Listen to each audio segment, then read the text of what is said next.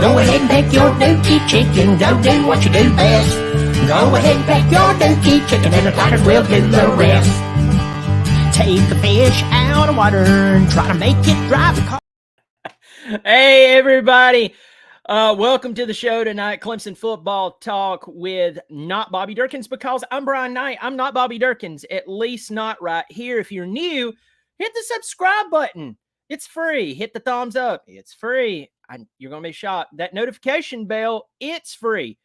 So I really do appreciate it. Feel free to pass it along in any forums that you have, your Facebook friends, your Clemson, whatever. I do appreciate it. Hey, listen, you didn't come on here to hear me talk tonight. This is titled Clemson Football Talk 23 with Tiger Paw Craven and Jordan Bowman. Now, first of all, let me tell you about these two guys. I met them as Bobby Durkins. They started following the crazy, the ridiculous Bobby Durkins. Since then, Mark Rogers, the great voice of college football, has asked these two fine young men to run his, and let me tell you what an honor that is to have Mark Rogers ask you to run anything. Notice he didn't ask me. He didn't ask me. He didn't trust me. And I don't blame him. I don't trust me either.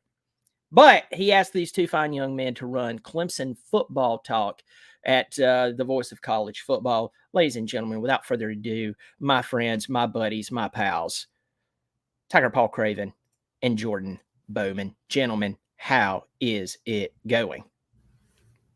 Doing awesome, man. Glad to be here. This is kind of surreal. I'm really just in awe because I mean, just a few years ago, I was a subscriber to this to the Bobby Durkins channel and watching you, and I never thought I would be able to actually get on the screen with you. So this is really cool.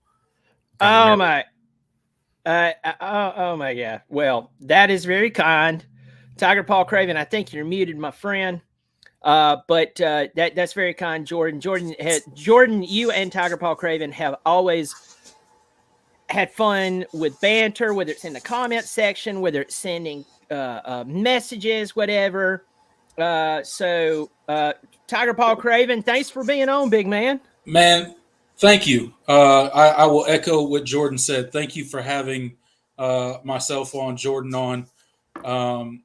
As you can tell, if you ever pop over to the Voice of College Football Clemson channel, we just love chopping it up about Clemson football, man. And much like Jordan, I found, you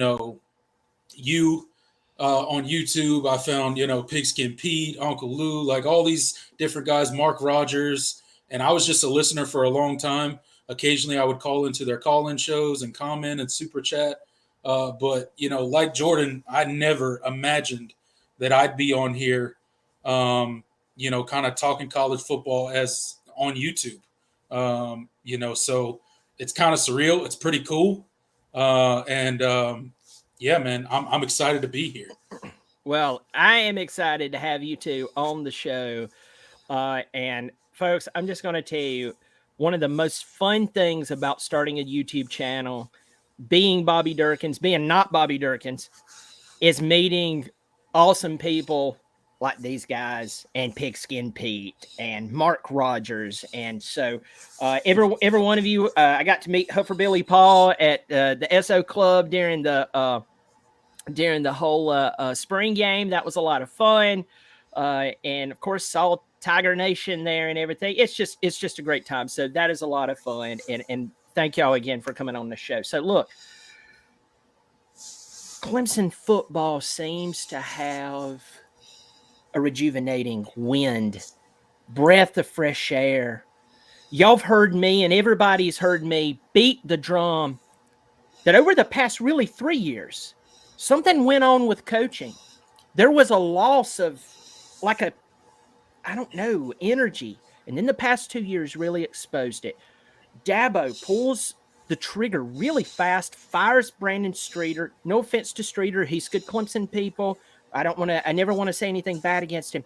But Sweeney wanted to correct the ship, went out and made the best off-season non-head coach hire. I think the best off-season coaching hire was actually Hugh Freeze at Auburn. That's my opinion. But he goes and he gets the best offensive coordinator that you can get. Now we have all these recruits coming in saying, hey, man, I want to come to Clemson. Guys, what are you seeing going on? How does it make you feel as Clemson, just Clemson fans? Man, well, I really think it starts with how last season played out. If you go back to the 2022 offseason, there was a lot of questions, following the 2021 season about Clemson and the offense, DJ Uiagalelei, his struggles, whether the departures of Tony Elliott and Brent Venables.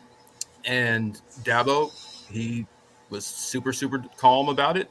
He was like, I think I have the answers right here in my own building. And so he decided to just go right down the hall and grab Brandon Streeter, who was already the quarterback's coach, and Wes Goodwin, who was already a defensive analyst. And he said, you are my guys. I put my full faith in you.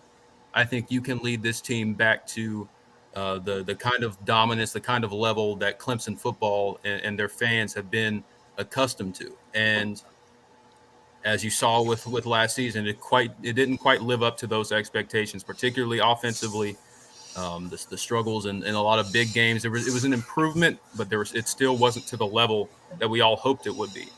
And I think it culminated with that, obviously the loss to South Carolina, and then I think the Orange Bowl. I've said this to some Clemson fans.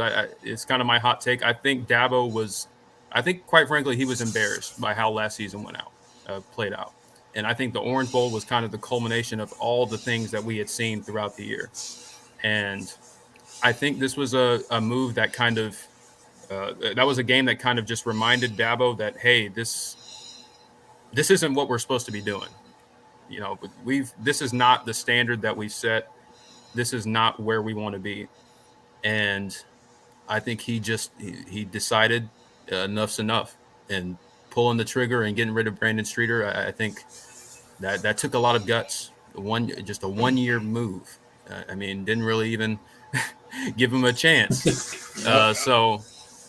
I really think that this was just kind of a move that Dabo, he's a prideful guy, whether people, want to admit it or not. He's got dignity. He's got pride. He's proud of what he's built here. And he didn't like how this team and this program looked when they went down to Miami. And so I think that's kind of where we are. And the change that Garrett Riley sparked, and kind of the rejuvenated excitement about Cade Klubnik and the offense, I think all of that was really appealing to recruits. And you're seeing buy-in. Yeah. Dabo still knows how to recruit, y'all, and he can sell something when he has something to sell. Absolutely. No one has ever claimed that Dabo is a guy that cannot get the job done. Right? He's not a guy that can't represent a brand well. And really, when the rubber meets the road, when you need a salesman, when you need a guy to put your program on display, Dabo is one of the guys that can do it like none other. And you talk about, kind of where Clemson's offense went off the rails. It really started way back in 2021. And, Brian, I've seen you talk, at length on your channel about it. Me and Jordan talked at length last season about the offense and just how it looked. And it wasn't good. It wasn't a good product. It wasn't a product that anybody wanted to watch. And it didn't look like anything that everybody had come to know for so long from a Clemson offense, right? So it started back, and then Tony Elliott left. He goes to Virginia. They promote Brandon Streeter. And I think a lot of Clemson fans didn't really like the move from Dabo. A lot of people were like, I don't really know. But the one thing that Brandon Streeter did heading into the 2022 season was he said all the right things, right? He said a lot of the things that Clemson fans wanted to hear. He said a lot of the things that I wanted to hear. But it didn't come to fruition, right? So there was marked improvement from the 2021 version of Clemson offense and the 2022 version, but it just wasn't good enough for who Clemson is as one of the elite programs, and they still are one of the elite programs in college football. Make no mistake about it, they are. It wasn't good enough. And I think, to Jordan's point, Dabo looked back at the end of last season, and there was quite a few it wasn't just the Tennessee loss. There was quite a few embarrassing moments for the Clemson football team last season. That Notre Dame game stands out in my mind, where we just got drug up and down the field in the trenches. That's embarrassing. That's not something that you expect out of a Clemson team, both on the offensive line and the defensive line. And then we all know the loss to South Carolina. We don't need to rehash that at all. That was probably one of the most frustrating games I've ever watched in my entire life. That was a rough post game for me and Jordan to do. That was a tough one. But I think some people, and rightfully so, started questioning. Is Dabo maybe getting comfortable? Yes.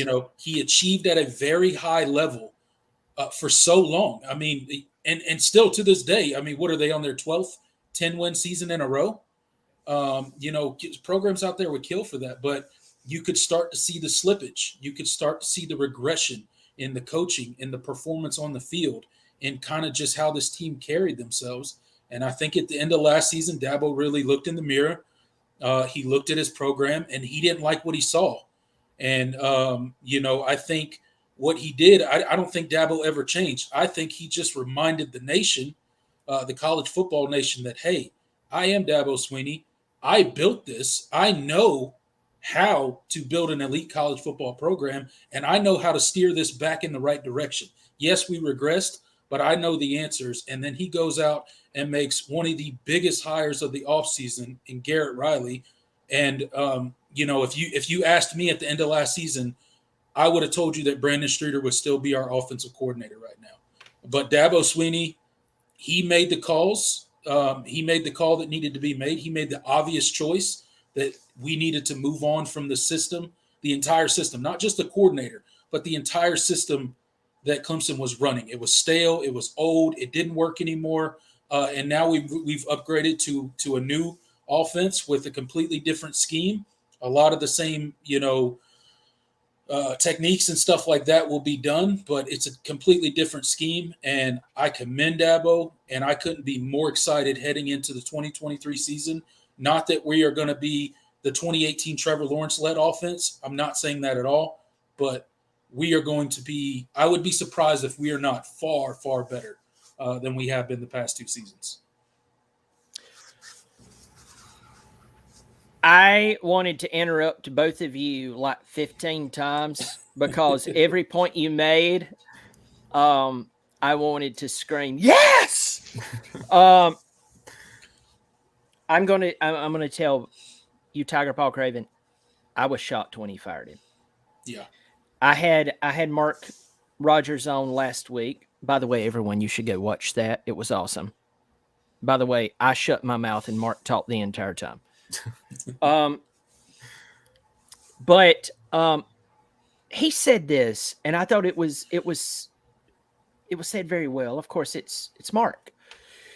Mark said, when I asked him this question, I said, from an outsider looking in, how do you see Clemson? And he said this. He said, you look at Dabo Swinney and all the things that he's done, and there's very few people who's even come close to what he's done. But you can't help but look at him and go, well, hey, there's Ferentz out at Iowa, and he seems to be a good guy, and everybody seems to love him, but he's like 20-plus seasons in. He's complacent. And Mark said this, and I thought it was very well. He said, at a higher level. Pause there. Folks, I want to tell you something. You can be at a higher level and become complacent. You may not want to admit that. You may want to tell me that I'm spoiled. Let me tell you this. Dabo Swinney tempered the Clemson fan base to expect better. When we won the ACC championship for the first time since God knows when, yep. Dabo Swinney, what did he say to us? A 10-win season and the ACC championship is fantastic, but Dabo Swinney said, this is only the step. So, folks, I'm going to ask you this. Just being logical. Get your emotion out of the way. Get your excuses out of the way. I ask you this question and be honest and stop thinking with the crust around your butt. I want you to answer this question. Did he set that expectation, or did you and I set that expectation? We know the answer to that. When he fired Brandon Streeter, I went, there's my coach. There's the guy who, when they asked him as an interim, do you think they made the wrong decision in hiring you? He said no, emphatically. This is the guy who fired Kevin Steele, who is now the defensive coordinator at Alabama. I don't know what Saban's thinking. Saban's brilliant. You may hate him. You may hope they're getting bad. They're not getting worse, people. I'm sorry. I just don't get that hire. But he fired Kevin Steele, hired Brent Venables. We saw what happened. I will tell you this, and then I'm going to shut my mouth and get you guys on here because everybody hears me talk all the time. But I do want to say something that you touched on. Streeter, who played for Clemson from 97 to 99, he went through a lot, did very well against Virginia Tech, almost beat Virginia Tech when they had Michael Vick in Blacksburg, by the way. But I'm going to tell you guys, my stomach went to my feet when I heard his post-hire interview. It was on the field there at the Cheetos Bowl. And I heard his interview, and I've just been in the corporate world long enough that when you hear someone regurgitate the talking points of the head coach or the head man or whoever, you go, oh no, this is a yes man. So, all right. So we've got to this point. Dabo and the team they've got their seemingly swag back. Sammy Brown, only 30 miles from the University of Georgia, and he says yes to Clemson.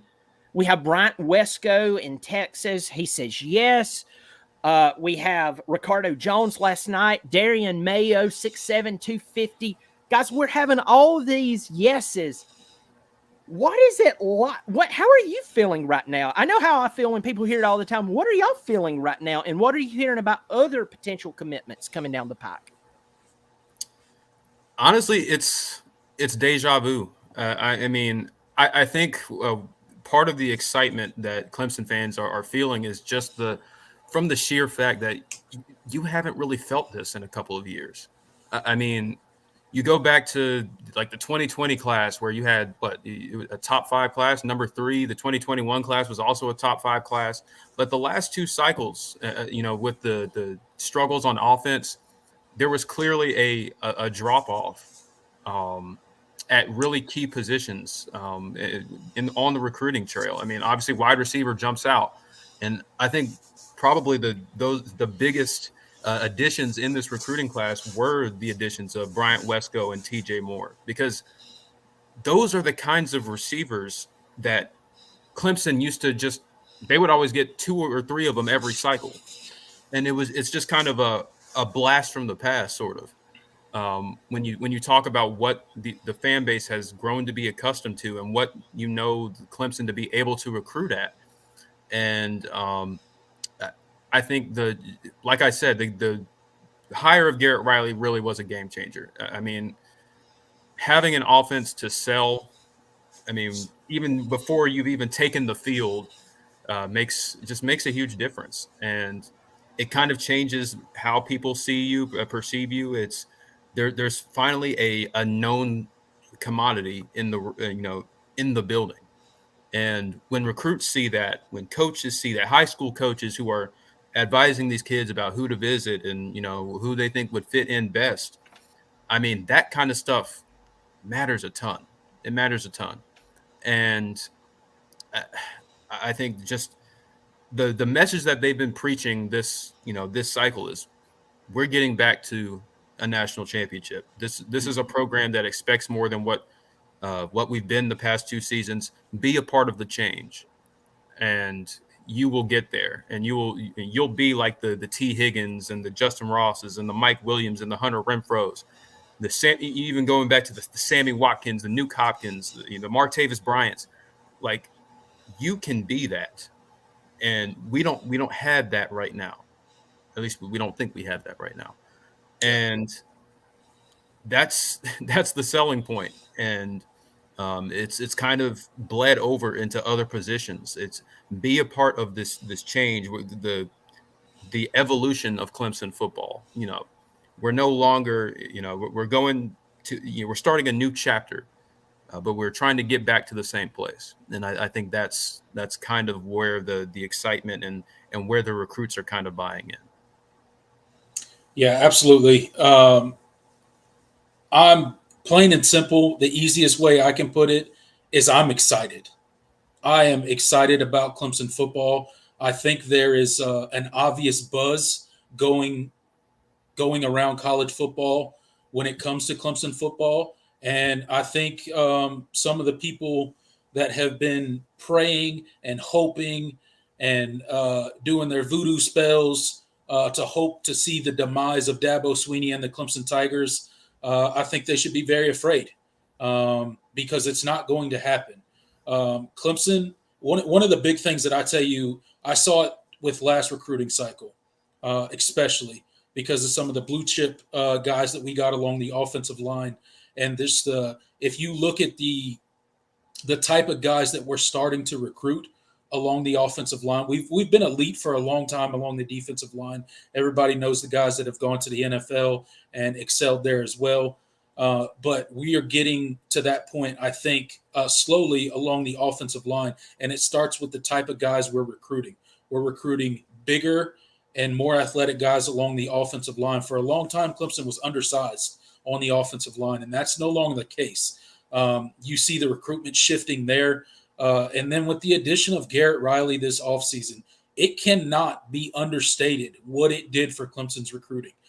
Yes, can all these coaches at Clemson recruit? Absolutely. All these offensive coaches can recruit. Dabo Swinney's always been a big recruiter. He can always close the deal. He is the closer. However, when you have a product on the field that Clemson trotted out in 2021 and 2022, your big-time guys like your T. Higgins, like your Justin Ross, like your Mike Williams, those guys that Clemson, as a fan base, we may have gotten complacent as a fan base, just thinking, you just get these guys and just, that's just what Clemson does. Well, when our offense started struggling and it started looking, suspect on that side of the ball, suddenly those recruiting classes aren't looking as robust, especially in the skill position. But a guy like Garrett Riley comes along, and Dabo Swinney's got a rejuvenated, narrative around the Clemson program. And what does he do, man? He goes out here, and Clemson's recruiting has exploded since the summer official visit that happened on June 2nd. It started with Sammy Brown, and it is still currently rolling. The latest one, Ricardo Jones, safety. I mean, that guy's 6'3", 200 pounds already as a senior in high school. He's heading into a senior year. So I'm just excited about Clemson football. They finally feel like that the offense is shaking off whatever, voodoo or whatever you call it that we've been going through for the past 2 years. That's been kind of an insufferable offense to watch. And we finally have a new identity. We finally have something that recruits are excited to be a part of. And that's the game changer right there. The Clemson paw, that Tiger paw, it carries its weight nationally. We have reach to go get anyone we want in the country. But they have to have a system to buy in that they can see themselves excelling in. And Clemson should look, our expectation should be to be one of the teams competing for a national title year in and year out. Are we going to win it every year? No. Are we going to go to the playoffs every single year? Well, maybe when we go to a 12-team playoff. But a 14 playoff, no. But that should be the standard. And that's what Dabo Swinney sold. You talked about it, Brian. That's what Dabo Swinney sold the Clemson fan base way back in 2011, right? So we're not expecting anything that he didn't tell us to expect. While you guys were talking, I like to multitask. I'm one of those guys. I've always got something going on. So I went to 24/7 Sports, and I looked at Clemson's recruiting class in 2022. They got Colin Sadler, an offensive tackle, 4-star out of Clemson or out of Greenville, South Carolina. They got Blake Miller, a 4-star out of Strongsville, Ohio. If you go up here and you change this to 2021, well, things kind of changed there. You have Tristan Lee. Tristan Lee was actually more highly rated than Will Shipley, according to 24/7 Sports. Out of Fairfax, 6'5", 270. He's playing for Clemson still. There are offensive line, and the reason I'm bringing up offensive line is I see some comments here, and it's our biggest question that we really do have is the offensive line. I'm not worried about the wide receivers, folks, and I'll get to that in a second, but I'll finish this. So me and my oldest son, we went to the Furman game this year just to hang out and chill out. And I don't know if you guys got to be there in person, but if you were there in person, there was one thing you noticed was that Furman's defensive line got penetration against Clemson's offensive line. Now, was Furman good at the FCS level? Yes. And so that's fine, but they should have no business, absolutely no business penetrating the line of Clemson football. They were. They did it. I saw it. And I looked at my son and I went, that doesn't supposed to happen. That does not supposed to happen at all. At this level of football that Clemson's at, that doesn't supposed to happen. So do we have development issues? Yes, we do. And we've all talked about that. We have a question about that. We also have a question about the offensive game plan. Offensive game plan means a lot, folks. I hear people coming down on Wes Goodwin. Well, you know, Wes Goodwin did this, did that. How many times did he have to try to defense out there after a 3-and-out?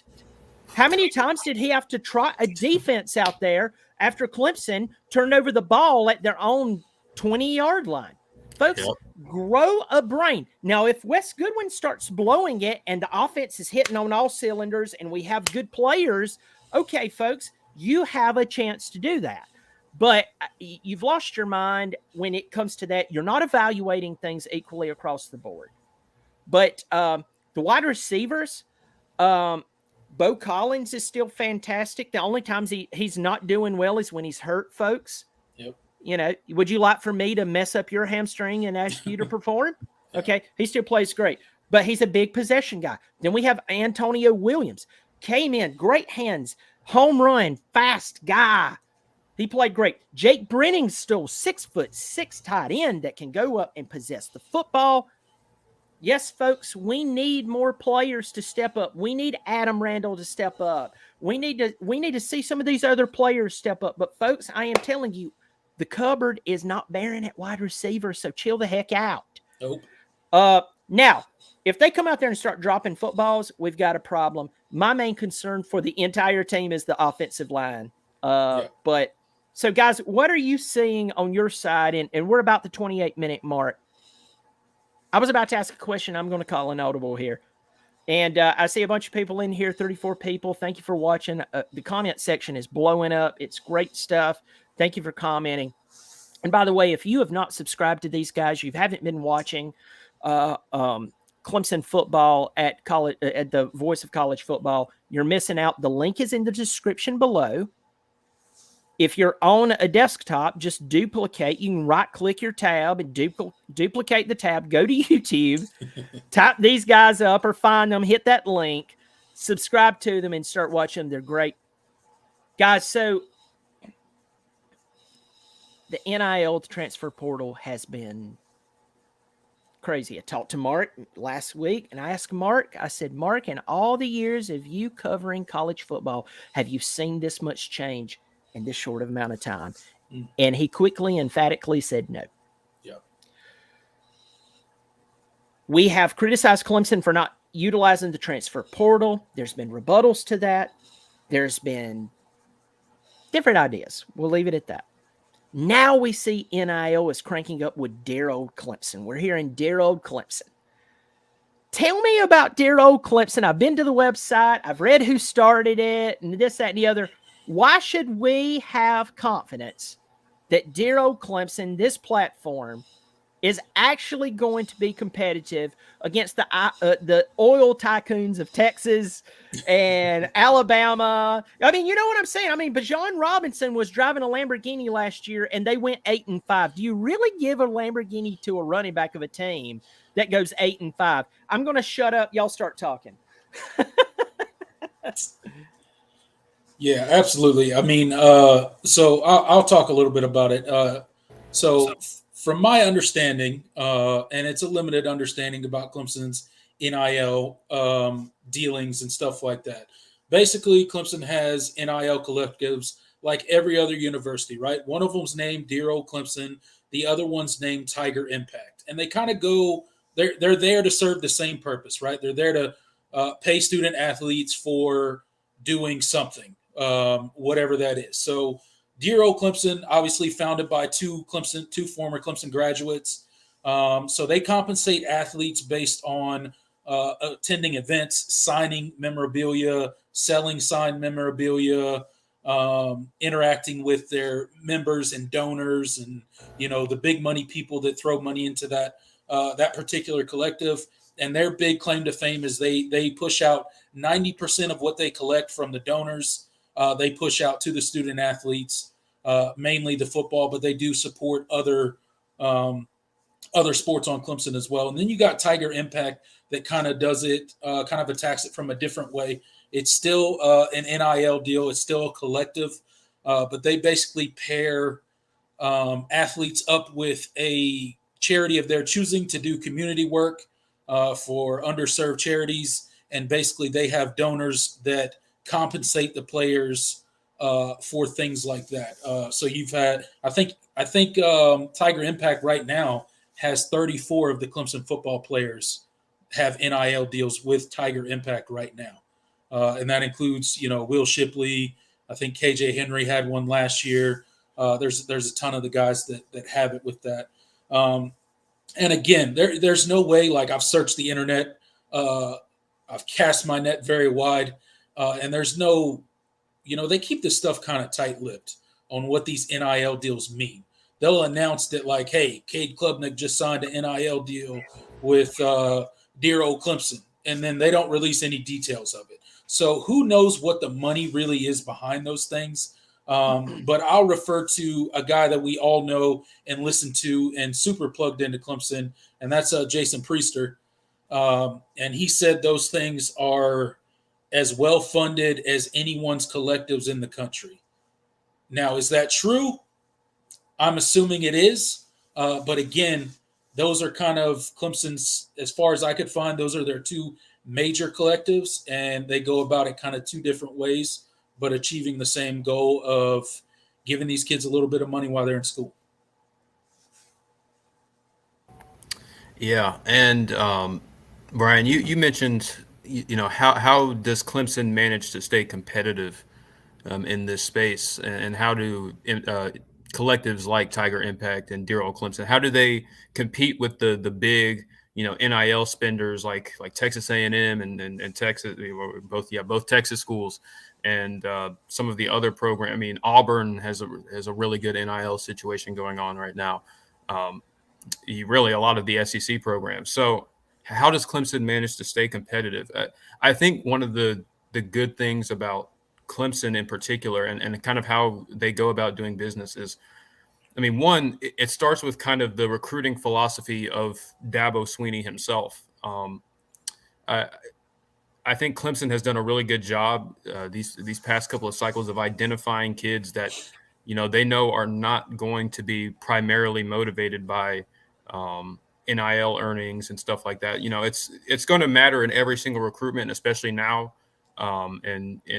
But I think Clemson has done a really good job of preaching, hey, we're not going to pay you to come here, or we're not going to try to entice you to come here. The opportunities are going to come. We're well funded, and you will get yours if you come in and perform. And I think the recruits that buy into that, I think Clemson has done a good job of identifying. And I think that kind of marriage of Clemson's recruiting philosophy and kind of how both collectives go about doing things as sort of, it's charity. A lot of it's charity based, and public service and stuff like that. I think those kind of things kind of mesh well together. And so I think there's a lot of synergy between Clemson institutionally and their NIL collectives, and I think that's kind of how Clemson has managed to stay competitive and win these big time recruitments. That people were concerned, well, will Clemson be able to get a guy like Sammy Brown from out of the 30 miles from Athens, or a Bryant Wesco in Texas that schools like Texas and Oklahoma wanted, and how do you go about winning those types of recruitments where there are a lot of big time schools with a lot of big time NIL money want, and I think that's kind of how Clemson has managed to stay competitive. It's you just identifying the kids that are not primarily motivated by that stuff, and there's more than you think, and having that kind of future to sell about is like, you're going to get yours when you get here. I think that's kind of the tactic for sure. Yeah, I think. Sorry, before you go, Brian. No. You reminded me of something, Jordan, and that is kind of the holistic approach that Clemson uses on the recruiting trail, right? It's not just about NIL. I think Clemson is compensating their athletes probably pretty well. But again, are they using it as a primary way of recruiting athletes? No, that's not how Dabo Swinney's ever going to do it. I don't ever see him doing it that way. But he's not naive to the fact that they have to use NIL. And I think, in my opinion, I think NIL is well served to recruit your roster, because let's face it, we're at a point in time in college football where, yeah, you're recruiting guys to come in and sign the next class of guys, right? But every offseason, guess what you're also doing? You're recruiting your own roster. And that's where I think the most NIL dollars should be spent. It should be spent on guys that are on your roster. They're paying their dues. They're doing what they need to do to develop and become better football players and contribute to the team. And I really think that's a good way to maintain the depth of talent on your team, by using NIL to supplement some of those guys and, detract them from maybe jumping to another program for a quick buck.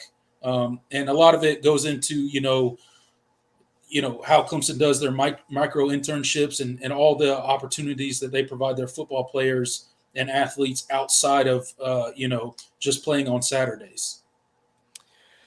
Yeah, there's a point that you both hit there in passing.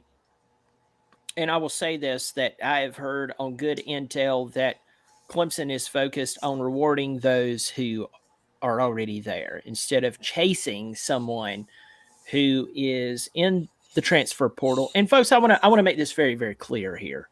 This whole transfer portal, NIL deal, this has been mismanaged by the people who were in control. When I was a young kid, I was an idiot because I thought that as people got older, and if they had PhD at the end of their name, or if they were a CEO, they knew what they were doing. And folks, as I grew older and got more gray in my beard and my hair and lost some of it, guess what I found out? They make some of the dumbest mistakes of anyone. The NIL is out of control. The transfer portal is out of control. And who was controlling it in the first place? This was like someone who built a dam in front of this massive area and then filled it up with water. And then one day said, you know what? That water is just building up. Let's put some TNT down here. Let's end this sucker. And then when the water comes flooding down into the village, it's killing everybody. People are dying. People are losing their homes. People are screaming and crying. There's people floating away. They go, I think that was a mistake. That's what the transfer portal and the NIL is. And who was the ones who built the dam, filled the water up, let it live there, tortured teams like SMU, but they definitely would not go after the University of North Carolina, especially their basketball team in around 07, 08, 09, when players were attending fake classes. Oh, no, they wouldn't do that. Who was the group? Everybody want to say it with me? The NCAA. They're the ones who did this. And then Brian Kelly made one of the dumbest remarks I've heard a human being make in quite a while. He said, we need to get everybody, I hope you're sitting down, your bowels are empty, the government involved. Because that works out 100% of the time. All the time. I mean, 35 or 60% of the time, it works all the time. Give me that movie reference, people. But my point in saying all of this is this mess has been created by the body who was supposed to be over it. Now, when you see a guy who's a running back at Texas driving a Lamborghini and they're 8-5, you shake your head. Yep. But if that is part of the rules, folks, let's not be so uppity that we don't play by the rules. Mm-hmm. So my thought is that what they need to do, reward the players who signs on. Clemson will be known for taking care of the players who signs on. And guess what you'll get? More players signing on. Yeah. Now, with the transfer portal, we have to remember A.D. Mitchell has 2 national championship rings, folks. He has 2 national championship rings in a row from the University of Georgia. Go Dogs! And now he's a Texas Longhorn. Mm. Think about that. Make that wonder what's going on there. It excites me to hear that these are more fully funded. Quite honestly, I thought that Dabo was maybe pairing up with somebody who had some pipe dreams, but hopefully this is all going to work out. I'm going to move on into, and I know we're moving a little fast here, because all of these subjects you could talk about for like an hour at best each. Yeah. Don't forget about the Clemson branding facility either that they built, that massive facility that they built for the players to use as well. So, yep. They're doing their thing. Everybody thinks Dabo's just burying his head in the sand. He's not. He's just doing it a little bit different than some people do it. I'll give you a 10-second question, a 10-second response to this question, each of you, because I want to move on and I don't want to take up too much of your time. Starting with Jordan, will Dabo use the transfer portal? And I'm not talking about to bring in Bear Bryant's grandkid. Will he actually use the transfer portal? Yes. When?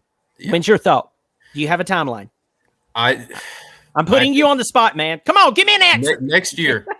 Next year. I've said this because of the backloading of talent from the COVID guys using their COVID year and stuff. There's a lot of seniors on this team. There could be some opportunity there, considering what you might be losing in the secondary and possibly guys on the defensive line. It's possible. Tiger Paw Craven. I say he will sparingly. And what I mean by that is here's how I view Dabo Swinney from everything that he said about it, not just the polarizing clips that some people watch. Okay. If he has the choice to choose between the transfer portal and bringing in a guy from high school, he's 100% going to bring the guy in from high school every time. Now, I think if there is some spots on the roster that can't be filled through recruiting, traditional high school recruiting, he will use the transfer portal. But I don't ever see him, he's never going to be out here building a roster based off the transfer portal. He'll plug and play maybe a couple players here and there per cycle. Maybe 2, 3, 4 players per cycle, if that. But he's mainly, and he said it, so I have to believe him, he's going to continue to focus on high school recruiting, and that's where he believes that he serves this program best, is by developing high school players. Folks, I totally agree with what they said here. Getting someone out of high school and them staying there is the best option. But sometimes young men, just like you and I, make the wrong decision. Sometimes coaches lie to their recruits. Have you ever been given, and I can go ahead and tell you, yes, a job was presented to you. They told you that the job was this, and at the end of the day, it wasn't. Yes, it happened. College coaches lie to recruits all the time. Recruits lie to themselves all the times. Okay. So you can get upset about that. I'm not blaming college coaches and this, that, and the, I'm blaming everyone. DJ Uiagalelei, fantastic recruit on paper, was not for Clemson's system. And folks, systems matter. Both parties were at fault there. I'm sorry, both parties were at fault. It wasn't just Clemson. It was DJ as well. They're not going to change a two-time winning national championship, 6 playoff appearances for you to go pro style. I'm sorry, folks. You're not going to do that. DJ should have known better, and Clemson should have known better. But best to DJ and so on. All right, let's dive. Man, I could go another hour with you guys, but so I'm feeling good. I know you're feeling good. I got a 16-year-old and a 7-year-old downstairs, and my wife's doing some home remodeling. So she's a truly patient person, but I don't want to try my luck too much. Let's talk about this coming season. There's so much excitement. We've talked about it. We have the recruits. If I've predicted that if Clemson I won't even say gets to the playoffs, but especially if they should get at least close to the playoffs, and even the games that they lose is very close, it's going to create even more excitement among the recruits. I think that we're going to see some guys decommit from somewhere and commit to Clemson. We're going to see maybe some players who's on the fence and you're like, oh, they're going here, and then they go with Clemson. With that said, what are you thinking about this season? And I'll start off with this question more specifically. What games? We know Florida State. Everybody's talking about Florida State. I'm tired of talking about Florida State. No offense to y'all. If you want to talk about it, you do it. I saw the late kick with Josh Pate. Josh Pate put up the schematics of blue chip talent across all the teams, top 15. Florida State wasn't in it, and he gave the statistic. He said, though they're a favorite, and yes, it could be done, no team in the history of college football has ever won a national championship and not been in the top 15. Clemson actually was like number 4 on the list, believe it or not. A lot of people still shocked at that. Yep. But what game or games kind of concern you for Clemson this year? Go. Well, I guess the easy one is obviously the other big home non-conference game, Notre Dame. I mean, they beat you last year in pretty embarrassing fashion. They return, one of the best offensive lines in the country. They've made a change at offensive coordinator. Well, unwillingly, but they made a change at offensive coordinator. They bring in Sam Hartman, who we're all very familiar with in the transfer portal. There's a lot of excitement for that Notre Dame team. That they think they're going to have one of the better offensive seasons that they've had in a long time. They feel better about the receiver talent that they've had. They have some really good running backs, and again, I mentioned the offensive line. So they're going to be a challenge coming into Death Valley. That's a team you have to I think you have to win that game and win it in a similar fashion to kind of how they beat you last year. I mean, you have to look competitive on the lines of scrimmage, and I think that's going to be a great early test. Not early test, but it's going to be a great test for that Garrett Riley offense, because that they're going to be the most talented team on paper that you play all season. And I guess other than that, I think on the road at NC State, they're in that kind of little stretch, that little road stretch. I think it's at NC State, at Miami, and then Notre Dame or something like that. I think that's a game that's interesting too, because of another transfer quarterback in Brendan Armstrong coming in, reuniting with his old offensive coordinator from Syracuse, and he was at Virginia before that. That's a team that returns a really good defense, has some questions offensively, but they're hoping a schematic change kind of brings them back to a little bit more of a competitive level, kind of similar to Clemson. So I think that's a game that could trip you up going on the road. That's always a tough environment in Carter Finley. So those are kind of the two games, and the South Carolina game we know is important, but I'm going to let someone else talk about that one. Go for it, Tiger Paw Craven. No pressure. Yeah, absolutely. I will start off with the South Carolina game because I think that is a very underrated and important game this year. Not that a rivalry game could ever really be underrated. Okay, I get that's kind of, hyperbole or whatever, but South Carolina, they're feeling themselves a little bit. They got a little bit of momentum coming out of last season. They're doing, good on the recruiting trail this year. There's a lot of noise coming out of that part of South Carolina that should not be named. The concrete jungle that is Columbia, South Carolina. It's a terrible place. Don't go there. If you live there, I'm sorry. It's a beautiful place to get mugged. Absolutely. Yeah. You want your car stolen or your wallet stolen, or if you want to get beat up, go to Columbia. By all means. Hey, 5 points is nice. I like 5 points. 5 points. Yeah, there you go. But yeah, no, I do think that's a very important game. I think it's obviously going to be on the road. That's going to be, a crazy environment for Clemson to go into. By that time, we'll know everything we need to know about Clemson football and South Carolina. So I think that's an important game. The North Carolina State game for sure, I think, is super interesting. A lot was said about North Carolina State last year. They're going to win the ACC and blah, blah, blah, blah, and it kind of fell apart for them. But, as Jordan mentioned, they do have a pretty good returning defense. And if Brandon Armstrong can, restrike the gold that he found, a season ago or 2 seasons ago, I should say, at Virginia, they might actually be a team that could make some noise in the ACC.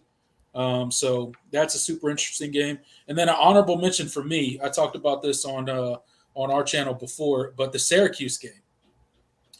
I don't know what it is about Clemson playing Syracuse, but if you're a Clemson fan, you know that somehow that game always gets way too interesting, and it's a super uncomfortable game, and they're never fun to watch if you're a Clemson fan. Somehow we always win. We've only lost one. But 2 years ago, I was still up in New York, and I went and saw Clemson play Syracuse in I still call it the Carrier Dome, the dome without AC that was formerly sponsored by an AC company. Go figure. I don't know how that works, but whatever. And then I was down in Death Valley last year to watch Syracuse, and that was a crazy game. Cade Klubnik kind of brought us back in that game and kind of did his thing a little bit. But Syracuse, for me, do I expect Syracuse to be good? Absolutely not. Do I expect the Clemson game against Syracuse to be close for no reason? Yes. Why? There's no logical reason to explain it, so I won't try. But I guarantee you that's going to be a close game for no reason. I don't even understand how it works. Dino Babers has some sort of voodoo doll of Dabo Swinney, or I don't know what it is, but he's got magic when it comes to Clemson. That is true. I tell you this. I remember sitting there that Friday night in 2017, watching Kelly Bryant get knocked out, and he should have never been in that game. Zarek Cooper comes in. They barely played Hunter Johnson. They lose the game, and even though it was a game and what happened, it didn't feel real. You're sitting there going, "Huh, this is Friday night. This is a weird game." Yeah. It's totally, totally weird. Folks, I'm going to tell you this, and if you've been listening to my show for the past whatever, that Duke game, 40,000 people, Wallace Wade, 16 returning starters, Mike Elko, first year out of Notre Dame, takes over a team that was piss poor in 2021. They go 9-4, folks. No, you didn't have an episode. No, you don't have a stroke. You're not having a seizure. I said that last year. The Duke Blue Devils were 9-4. They returned 16 starters, including their quarterback. They went toe-to-toe with Drake May and the North Carolina Tar Heels. This team, I had to pump my brakes on it, guys. Sometimes, especially, I'm older than you guys. I can go ahead and tell. I already know that. I'm 40 years old. I have been through the ringer of Clemson football. Even to this day, I've still been through more bad Clemson football than good Clemson football. I mean, my Lord, I lived through Tommy West. I lived through Tommy Bowden. Anybody named Tommy that's come through has made me want to jump off a bridge. But my point in all of this is when I hear the Duke Blue Devils, all I think of is Coach K and basketball and a football team that's about to get their tail handed to them. Folks, I'm going to tell you, I had to pump my brakes on that one after I looked at the statistics, after I looked at, most of all, the talent returning and the coaching returning. Clemson better take that game. Now, listen, I know some idiot out there is going to post this on TigerNet. They're going to they always do their worst work on TigerNet. My dad will call me. He'll go, have you seen TigerNet? No, Dad, I really don't read TigerNet. Yeah, you should never entertain that question. That's not a place. That's not a place anyone should go. No, I haven't. No, I haven't read TigerNet. Why, Dad? Well, somebody posted one of your videos, especially as Durkins. Now, let me stop here. And I know I have these guys on, but you guys have been Durkins followers for years. Yeah. So I feel like I'm in good company. If there is any of you out there who is complaining about Bobby Durkins being a real fan for Clemson, you need to go be checked for some type of psychological breakdown. Bobby Durkins is a character. Now, if you post this on there, okay, I still think you're wrong, but Bobby Durkins is a flipping joke, folks. That is a satire character. And somebody called him lowbrow humor. I'm sorry, I didn't know all of a sudden Clemson was in the Ivy League. Right. I mean, you win a few football games, and suddenly we're drinking tea with our little pinky out. I mean, we have to take ourselves seriously all the time. All of a sudden, yeah. But my friends, I want to tell you this. I'm not telling you that Duke is going to go to the college football playoff or even sniff a New Year's Day bowl. But I'm telling you, they're not the Duke that you and I are used to. Duke is a team that we have to consider. Florida State, that's obvious. They're overrated, but you still have to take them serious. Syracuse, they do have the voodoo doll. Miami, I'm not worried about them. Dave Doran will figure out how to mess that up. I will promise you that. He'll figure out a way to mess that up. That's true, yeah. Notre Dame, I will give you a barometer, everyone, for Notre Dame. Notre Dame football, by the time they come to Death Valley, will have played Ohio State and Southern Cal. Southern Cal in week 7. Okay, only about 3 or 4 weeks before they play us. I am going to go ahead and tell you, if Notre Dame comes out of both those games unscathed, or they win one and lose one by a few points, touchdown or less, that game right there will be a major, especially if Clemson's undefeated, will be a major indicator of how good Clemson is. I'm not sold on Notre Dame. I'm not believing that Notre Dame's going to run the college football world. Marcus Freeman's got a lot to prove, folks. I'm going to go ahead and tell you that. And between you and I, I'm not impressed with Sam Hartman being their quarterback. I would have rather got Grayson McCall out of Coastal Carolina. I stick to that. Be all, end all. I've seen the guy play in person multiple times. He's unbelievable. But we'll leave that at that. Clemson doesn't have really an easy schedule. People wants to say that, but they don't. North Carolina coming to town. This is going to be an interesting year that even if they got out with 1 or 2 losses, and if they were close, you might even entertain a playoff spot for them. Yeah, especially, if one of those losses is to an eventual team that you play in the ACC championship game and then avenge your loss. So, yeah, a scenario like that could absolutely play out. And I think really one of the things that really jumps off the page to me when I look at the schedule is just the number of really talented quarterbacks you're going to be playing. I think that's kind of what makes it the schedule kind of daunting in a way. Is, I mean, obviously you open with Duke and Riley Leonard and just he makes that offense go. I mean, they have some decent running backs. They had some good receivers, but it all starts with Riley Leonard. His ability to run, he's a great passer. They think he has legit NFL talent. Florida State, Jordan Travis. I mean, his progression, he's like a ninth-year senior. I remember when he was at Louisville, he came in I remember he came in the game one time, like when Clemson, it was like 2019 or something like that. And it's hard to believe he's still in college, but he's improved as a passer and he's become a great player.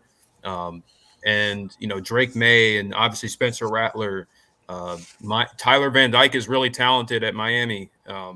We'll see how the changes they've made on the offense side of the ball kind of right the ship there. So this schedule is going to tell us a lot, especially about the defense, I think, because of the type of quarterback talent you're actually going to be playing. So I'll tell you what, and then that Duke game being the first game of the season, that's probably what makes it such a tough game, is because Clemson is breaking in a brand new offense, a brand new system, and Duke is not. They have a returning starter at quarterback that played very well last season. They got a ton of momentum heading into the year. They feel super confident, I'm sure, about their chances in that game. So it definitely makes it more challenging where it lands on the schedule.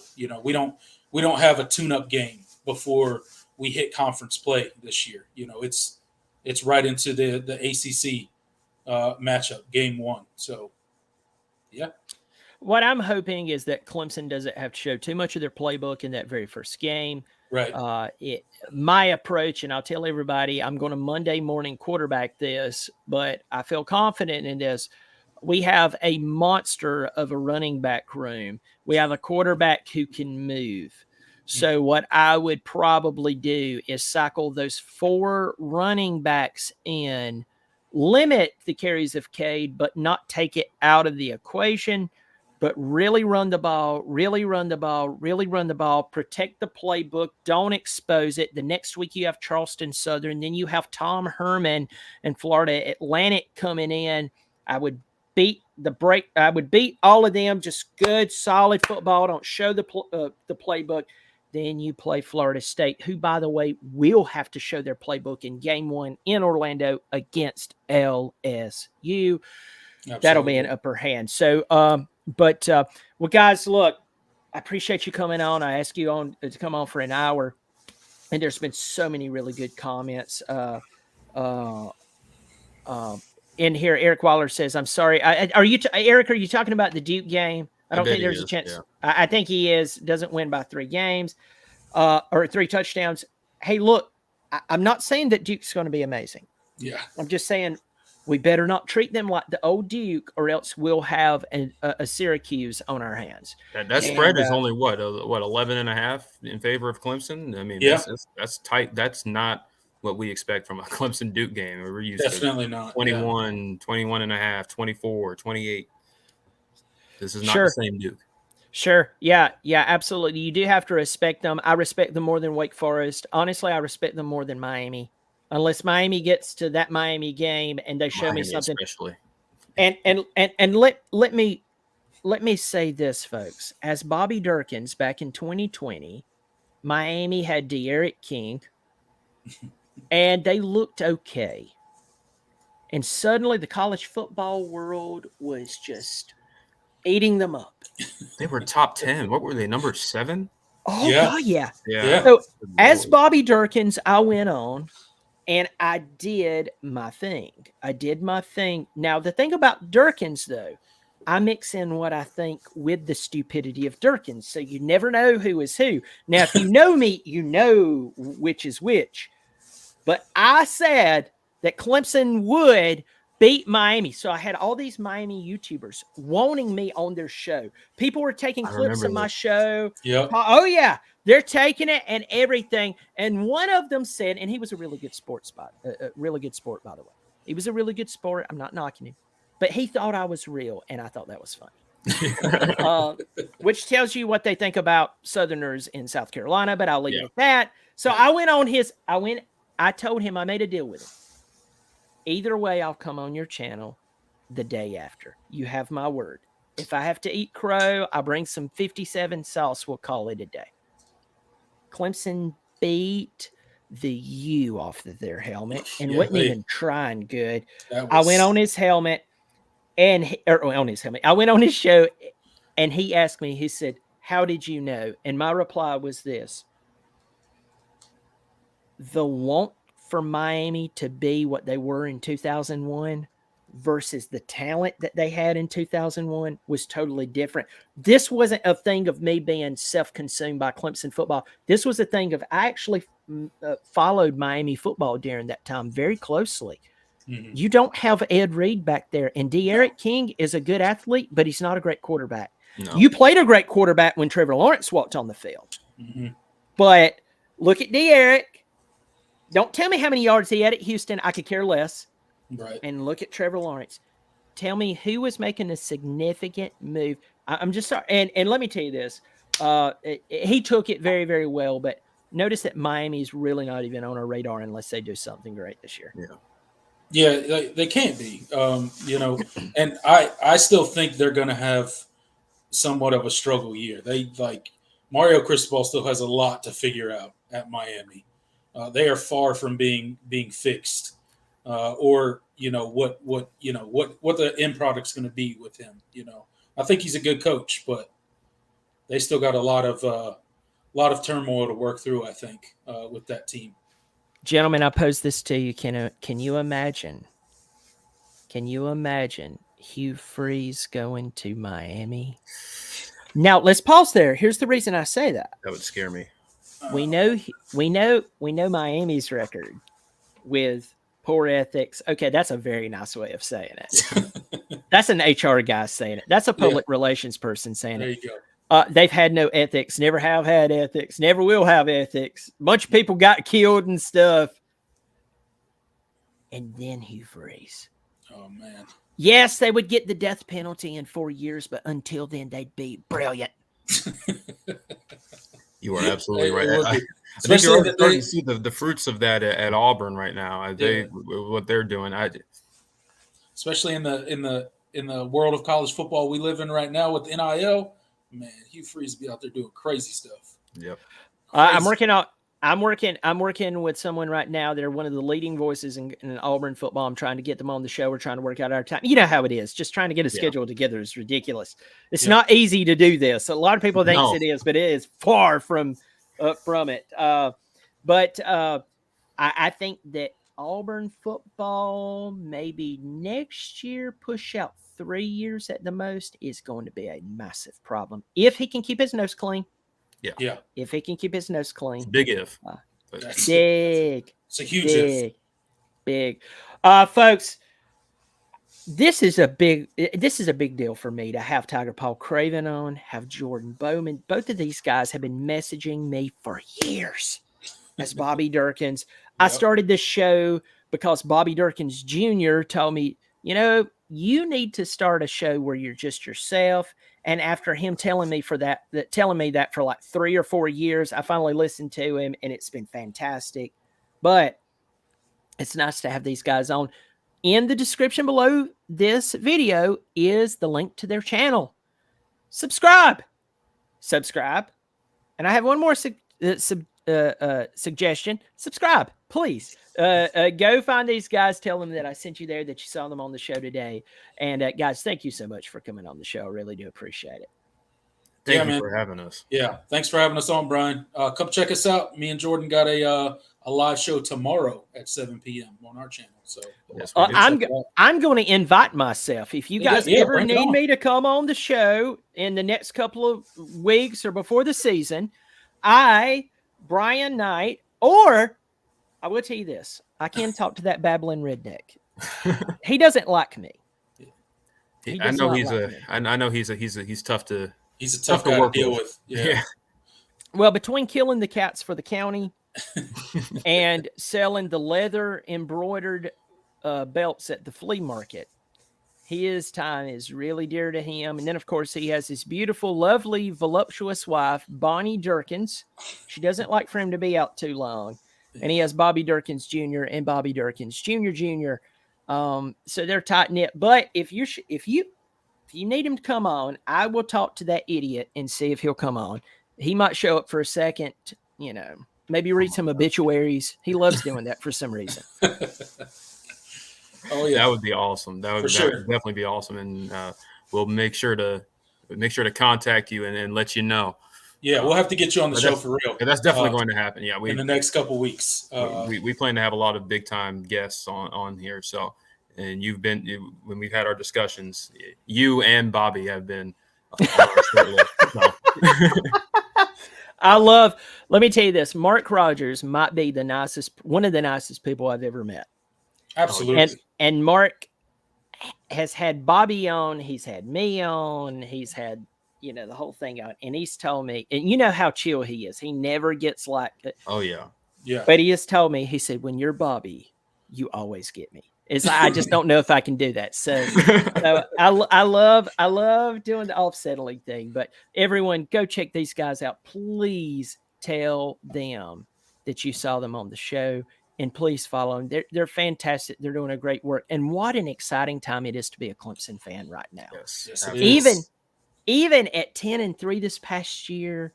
The funny thing about it is there was times when we would be happy about what happened this past season. But as we said, Dabo set this expectation, folks. That's right. He created this, and we see him riding the ship. So I'm very happy. Well, folks, hit the subscribe button, turn on the notifications. I know we all say that. You're like, it's free, folks. So subscribe. It helps the channel out. Hit the thumbs up. And go check these guys out. The link is in the description below. I'm so happy that Tiger, Paw Craven, and Jordan joined me. Folks, I'm glad that you joined me. The comment section is entertainment in its own self. Go read it if you haven't already. And I will be doing week 8 of the 2023 college football preview. Now, at this time, I'm just selfless plug on my show so I can do this. But we're at week 8. Now, remember, not counting week 0, which is only a few crappy games. College football season is 15 weeks. So we're now about to go into week 8. By this time, we've had games like Notre Dame and Ohio State, Tennessee, Florida, Tennessee and South Carolina is their revenge there.